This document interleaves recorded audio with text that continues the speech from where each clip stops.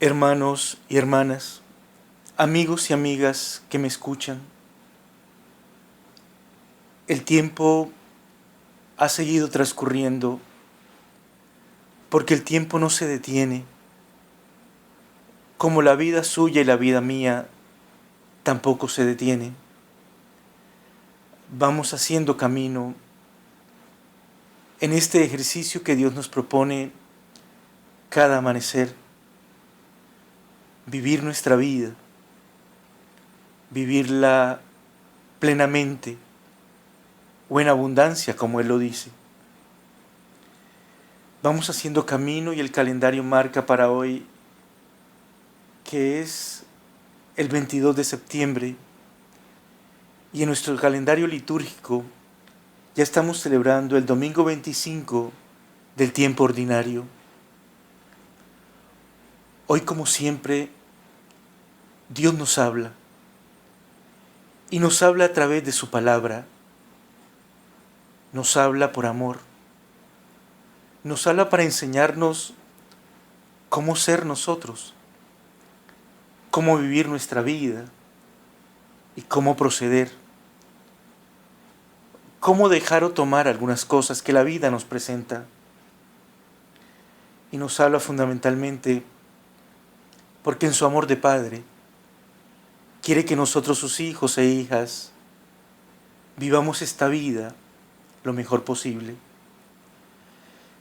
Para este domingo, por favor, tome como liturgia de la palabra, como primera lectura, en Amós capítulo 8, versículos 4 al 7. Como salmo, tome el Salmo 113. Como segunda lectura, de la carta del apóstol San Pablo a Timoteo, la primera, en el capítulo 2, versículos del 1 al 8. Como evangelio, el Evangelio de San Lucas, en el capítulo 16, versículos 1 al 13.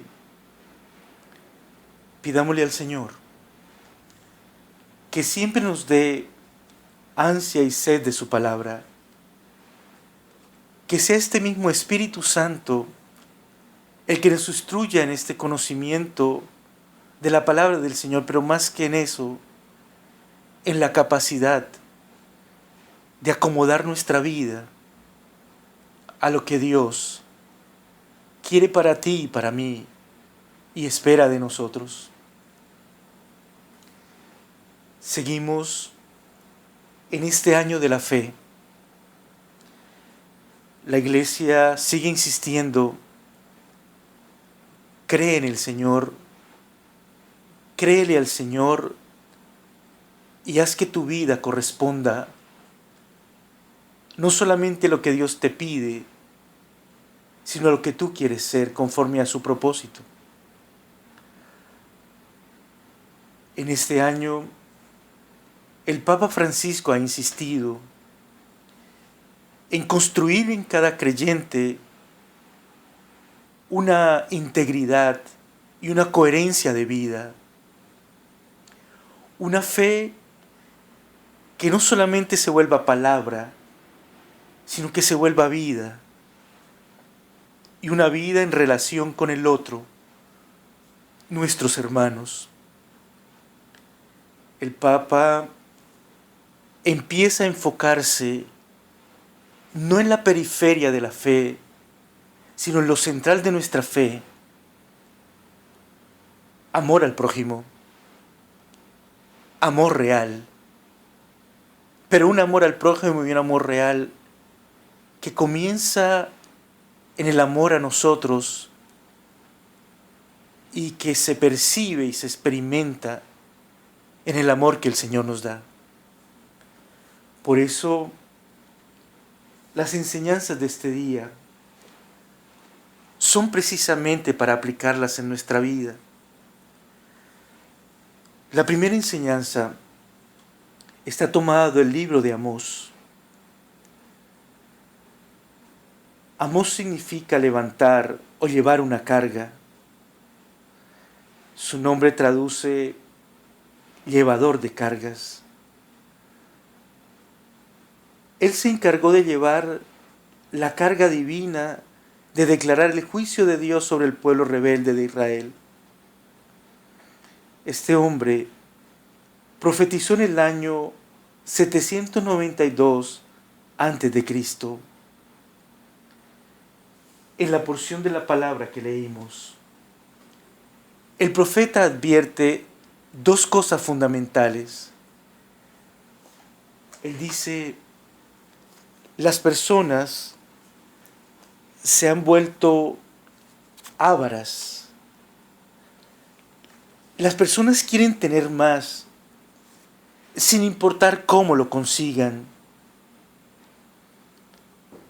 Y luego dice el profeta que por este afán de vender, comprar, negociar y tener más, la gente puso a Dios en un segundo lugar y ya no le rinden el culto que Dios merece, porque parece que el sustituto, la razón y el propósito de la gente es tener. Ahora, es importante aclarar, Dios es un Dios de provisión. El Señor en su palabra asegura que a sus hijos y a sus hijas nunca les va a faltar nada. Él es un Dios de provisión. Nos dará el pan nuestro de cada día. Nos vestirá mejor que a las flores y nos sustentará más que a las aves del campo, a las aves del cielo. Sin embargo, empezó a pasar algo con el pueblo de Israel. Empezaron a prosperar y a tener mucho dinero y se olvidaron de Dios. Lo que los movía era la ambición y había que tener como fuera lugar. No importaba si para eso había que explotar al otro, había que engañarlo en las medidas, había que venderle cosas de mala calidad. ¿Saben una cosa? El mundo del profeta Amós no es distinto a nuestro mundo hoy. A pesar de los siglos, las personas quieren tener más cada día. Y pareciera que la vida de todo ser humano en el mundo entero es en función de tener. Quiero tener más. Y no importa cómo lo consiga, quiero tener más. Y por eso uno encuentra personas que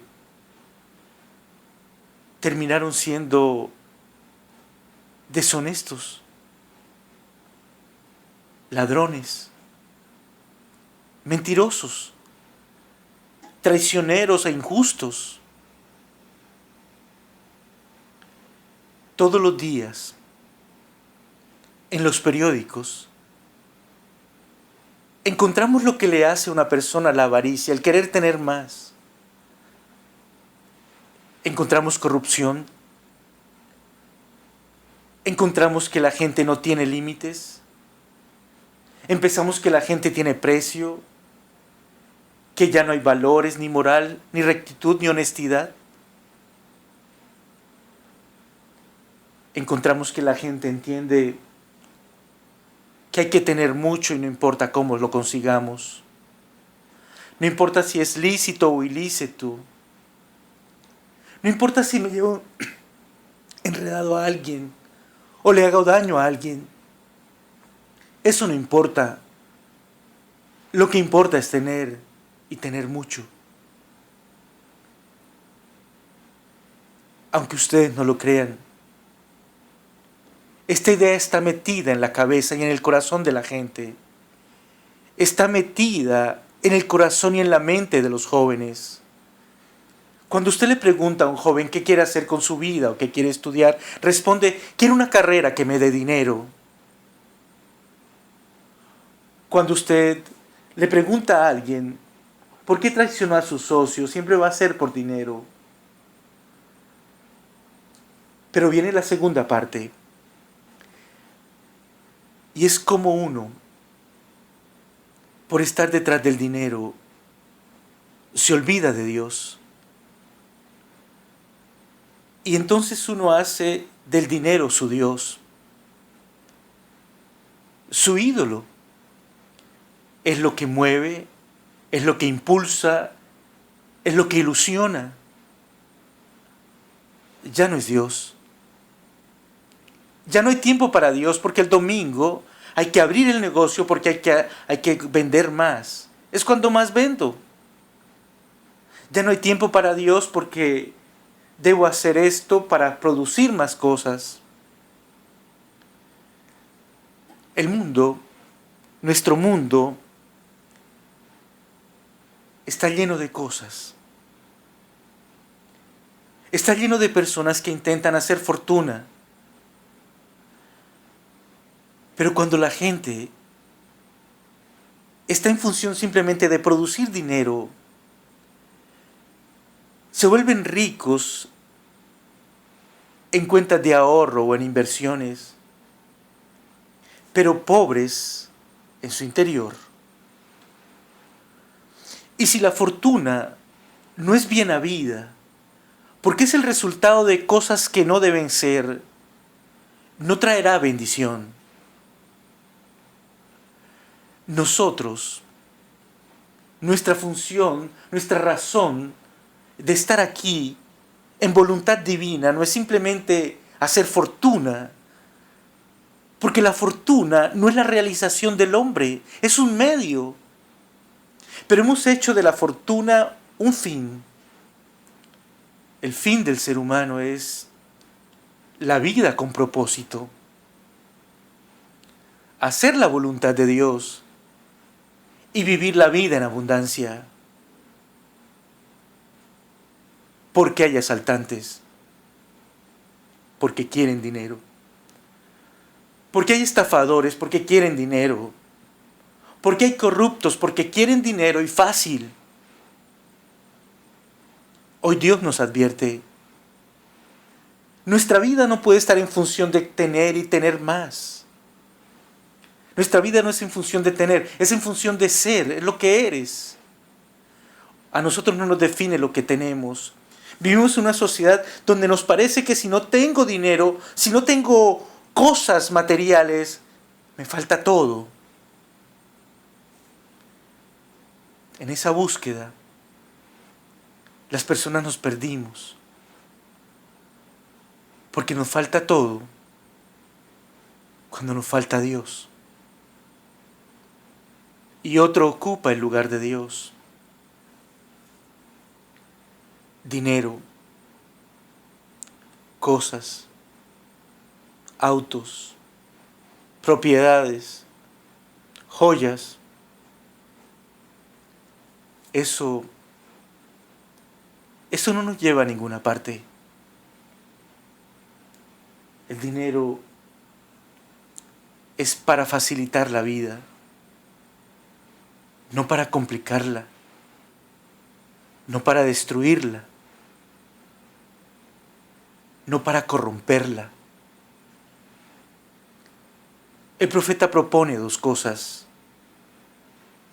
Él dice, ¿eres avaro? Pregúntate si lo que mueve tu vida es el dinero. Si lo que haces, todo lo que haces, lo haces por dinero. Pregúntatelo. Y pregúntate si en ese afán de dinero, de cosas, de tener, te olvidaste de Dios.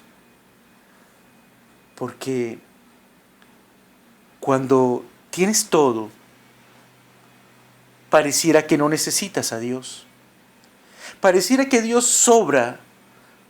Como dijo una vez una persona, Dios es para los pobres porque los pobres necesitan pedirle cosas a Dios. No. Nosotros todos necesitamos de Dios, porque solo Dios le da razón, sentido y propósito a nuestra vida. Es el que nos sostiene, nos lleva y nos impulsa precisamente en la vida. Los hombres de fe, los hombres de Dios, no hacen de su vida una búsqueda implacable de bienes, de dinero, de posesiones. La búsqueda nuestra es la felicidad. Y la tendremos cuando confiemos en las promesas de provisión del Señor y cuando no nos apartemos de Él, quien es el dador de todo en nuestras vidas. Esa es la primera enseñanza. La segunda enseñanza está tomada de la primera carta del apóstol San Pablo a Timoteo. En esta carta, el apóstol nos lleva a una reflexión. En la carta a Timoteo se toca con mucha frecuencia en la primera carta el tema de la oración. Y se nos dice que somos intercesores. El intercesor es la persona que se pone delante de Dios, pero no lleva su propia intención, su propia acción de gracias, su propia petición. Se pone delante de Dios en lugar de otro. Es decir, el intercesor lleva delante de Dios a otra persona. El apóstol insiste en que la iglesia del Señor, cada miembro de la iglesia de Dios, debe convertirse en un instrumento de bendición, y esto lo logrará a partir de su capacidad de ponerse delante de Dios para orar, para pedir, para agradecer, para interceder, para reprender, para orar, en definitiva. Pero no solamente eso. Hoy el apóstol nos dice en esta porción de la palabra, dice, la iglesia, nosotros, tenemos que orar por todo el mundo. La iglesia, Dios, por medio de la oración de los fieles, debe iluminar al mundo entero. Es decir, tenemos la función no solamente de orar por nosotros, por la iglesia, por lo que pasa en pequeño, sino el apóstol dice, la iglesia ora en grande. Ora por el mundo. Ora por los gobernantes. Ora por todos. Claro, también ora por la iglesia. Pero se nos pide que esta bendición, esta gracia de la oración, llegue a todo el mundo. Es como si lo que dice la palabra, o sea, tengo una luz y no la puedo guardar. La luz se hizo para iluminar. La oración de la iglesia es para afectar positivamente a toda la gente.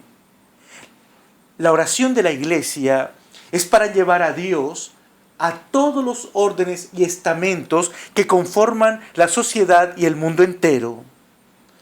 Si nos quedamos en la época en que se escribe esto, el apóstol Pablo está diciendo, por ejemplo, oren por Nerón el emperador. ¿Por qué? Es muy simple. Es que todos necesitamos de Dios. Los gobernantes necesitan de Dios. Los economistas necesitan de Dios. Los militares necesitan de Dios. Los que siembran necesitan de Dios. Pablo dice, o Pablo nos invita a seguir siendo eso, instrumentos. Hombres y mujeres que a través de la oración llevamos a Dios a otras personas. Nosotros tenemos como función, una de las funciones de la iglesia, primordial, fundamental, según Pablo en esta carta, es la oración. Y luego habla de el gobierno de la iglesia. Pero se aclara, y Pablo insiste, en que la iglesia es esencialmente la que intercede por todo el mundo.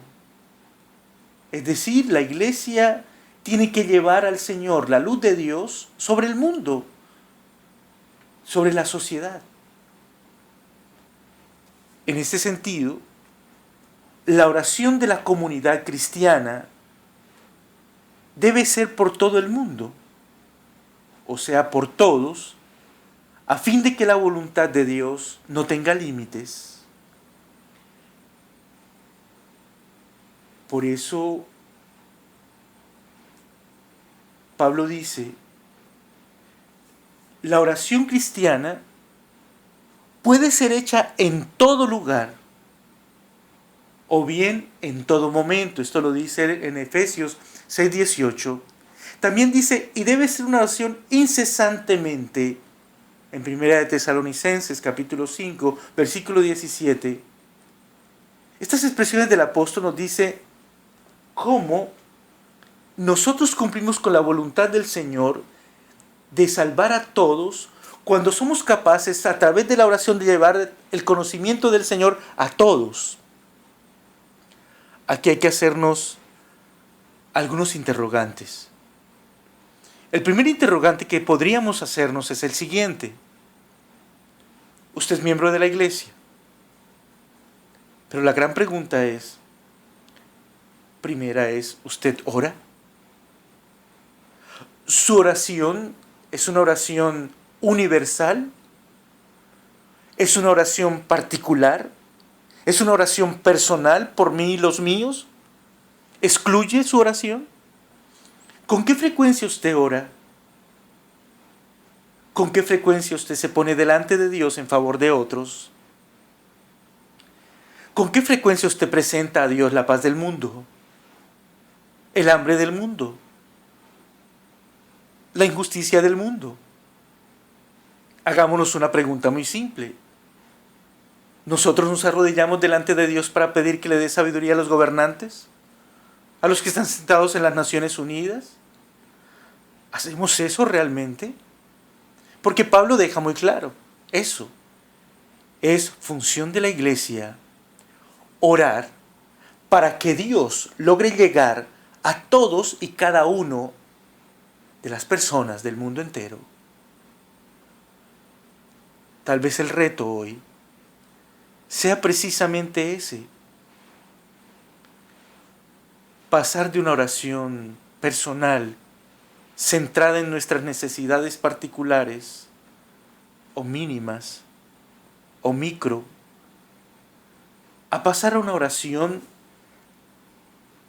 que piensa en grande, que piensa más allá de los límites de un templo o de una congregación, que llega más allá de una raza o una cultura o una manera de ver a Dios. El reto de Pablo es grandísimo. Me surge un interrogante. ¿Será que nos ha faltado orar por el mundo? ¿Será que el Papa Francisco leyó esta carta cuando hace unos días dijo, Iglesia de Dios en el mundo entero, oramos por Siria? Y alguien pudo decir, pero es que son musulmanes. No, oremos por Siria, por la paz del mundo, por todos los que necesitan de Jesucristo, del Señor poderoso, del Salvador del mundo, decía el Papa prácticamente. Y es la propuesta de hoy. Mi oración y la tuya debe no tener fronteras. No puede ser limitada en la geografía o en el espacio. Debe llegar a todo el mundo. Porque Jesucristo es la luz del mundo. Esa es la segunda enseñanza. La tercera enseñanza del Evangelio según San Lucas. El Señor nos recuerda algo que a nosotros se nos suele olvidar. Se nos suele olvidar que la vida que Dios nos entregó fue para administrarla. No somos dueños de la vida. Por eso no podemos darla ni quitarla. Somos administradores, que no es lo mismo. El administrador recibe un encargo, al dueño le pertenece. Y algo que se nos olvida con mucha frecuencia es que administramos la vida, las oportunidades, las relaciones, nuestro talento, nuestras capacidades, las bendiciones, pero a nosotros se nos va a pedir cuentas, lo que equivale a decir que no podemos hacer las cosas como querramos, que debemos hacerlas lo mejor posible, porque un día nos van a pedir cuentas. Dice el Señor a través de esta parábola que hay administradores tramposos, astutos para engañar. Seguramente en el mundo sí los hay, pero a Dios no lo podemos engañar. La pregunta es la siguiente: Dios te entregó la vida. ¿Qué has hecho con ella? ¿Qué hemos hecho con ella? ¿En realidad habremos sido buenos administradores? Un buen administrador es alguien que no deja de caer, que mantienes todo en alto, que hace productiva la cosa,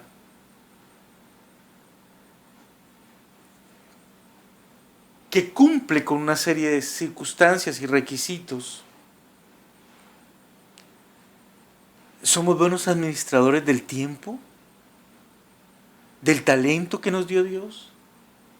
¿Somos buenos administradores de las personas que Dios pone en nuestro camino, en las relaciones que podemos o no podemos construir? Es tan importante eso, porque en realidad algún día usted y yo entregaremos las cuentas. Y obviamente, de acuerdo a las cuentas, sabremos cómo nos va a ir en la vida eterna. Casi ninguno de nosotros piensa en esto. Dios nos ha dado mucho para administrar. Esperemos que todos lo hagamos bien. Hemos administrado nuestro cuerpo, nuestra inteligencia, nuestra libertad, nuestras finanzas, nuestras relaciones personales, nuestro talento. ¿Y cómo lo hemos hecho? Hoy usted y yo podríamos hacer una evaluación de nuestra administración. Y hoy podemos saber si hemos sido buenos o malos administradores. Y eso es importante saberlo. ¿He administrado bien la vida que Dios me dio? Usted sabe la respuesta y yo la sé. Pero entonces aquí lo importante es lo siguiente. Cuando a nosotros se nos piden cuentas, si lo estamos haciendo mal es para empezar a corregir y cambiar. Para administrar bien. El Señor siempre nos da oportunidades. Si lo estamos haciendo mal, Él espera y nos da la oportunidad de que lo hagamos bien. Así que yo le invito a que hagamos un pequeño ejercicio. Ponte a pensar en cuántos años tienes. Pregúntate cómo has administrado hasta hoy tu vida. Y empieza a decir lo siguiente: ¿cómo he administrado mi tiempo? ¿Lo he perdido? ¿Cómo he administrado las relaciones personales? Cuando he tenido relaciones, ¿he sido honesto, infiel, mentiroso, hago sufrir, maltrato, ayudo, apoyo.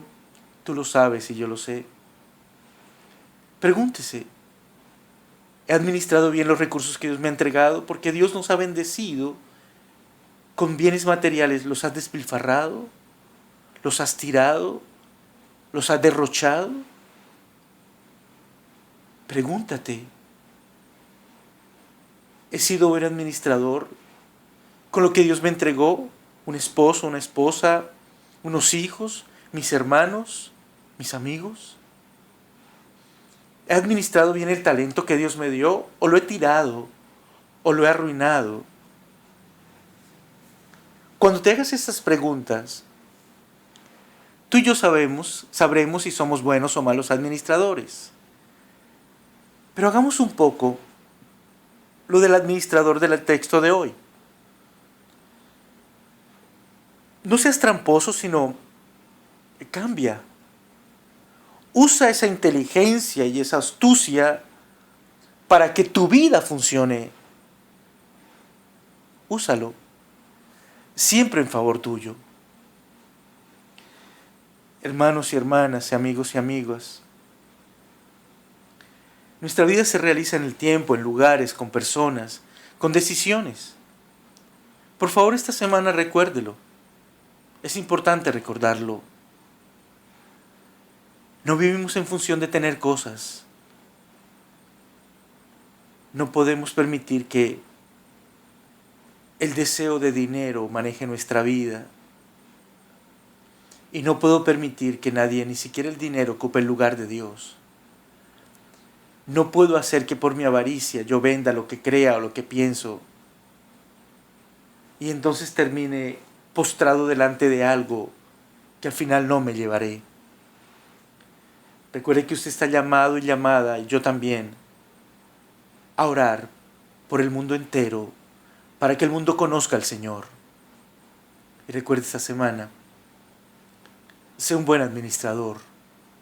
Y si hasta ahora no lo has hecho, Dios nos dará otra oportunidad, muchas oportunidades para poder retomar y administrar bien nuestra existencia.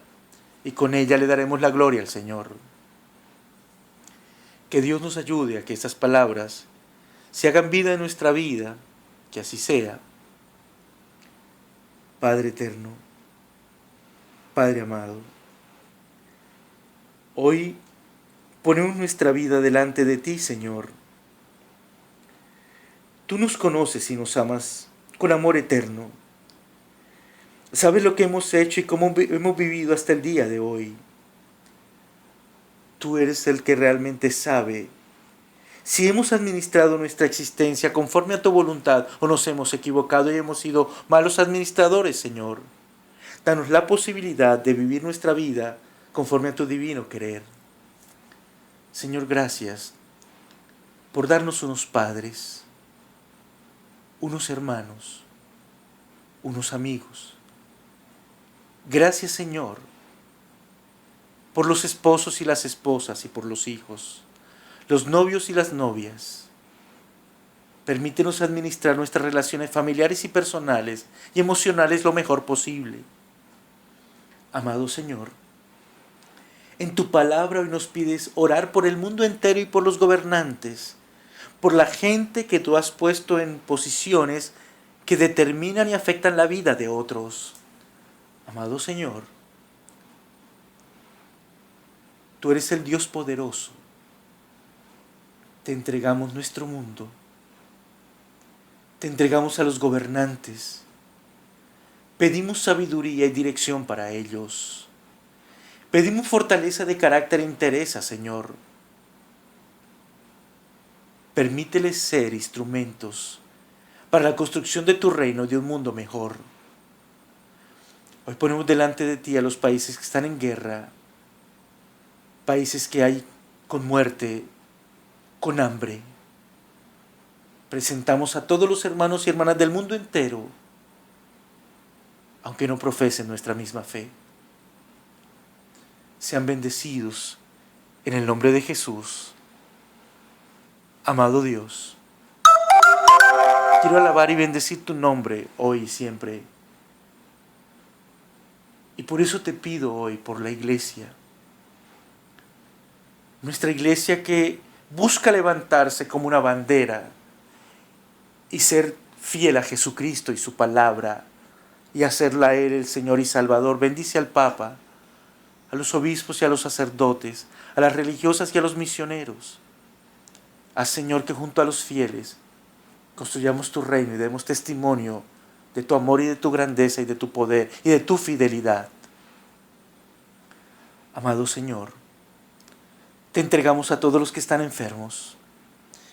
Que tu mano sanadora se extienda sobre nosotros, sobre ellos, y seamos sanos en el cuerpo, en el alma, en el espíritu y en el ánimo, Señor, y que la sangre preciosa del Cordero liberte a todo cautivo, rompa toda cadena y declare libertad para los hijos e hijas de Dios. Amado Dios, pedimos por la paz en los países que vivimos. Pedimos por las familias, por los jóvenes y por los niños. Pedimos por este mundo que cambia. Pedimos por esta sociedad consumista que te cambió por dinero. Pedimos, Señor, para que todos te encontremos, te amemos y hagamos tu voluntad. Bendice, Señor, a los que escuchan esta grabación. Tú sabes lo que hay en su corazón y lo que vive cada uno y cada una de ellos en este momento. Te pido, Señor, que obres en cada uno y en cada una conforme a tu divino querer. En ti confiamos, porque tú eres un Dios de amor. Señor, te entregamos la semana que viene. Que todo lo que hagamos sea para tu gloria y en tu nombre. Y permítenos, Señor, siempre hacer tu voluntad. Estas oraciones, Señor, y las que hay en nuestro pensamiento y en nuestro corazón, te las presentamos, Padre, en el nombre poderoso de Jesús, bajo la acción de tu Santo Espíritu. Amén. Amén. Amén. Muchas bendiciones para esta semana. Unidos en oración. Padre Ricardo.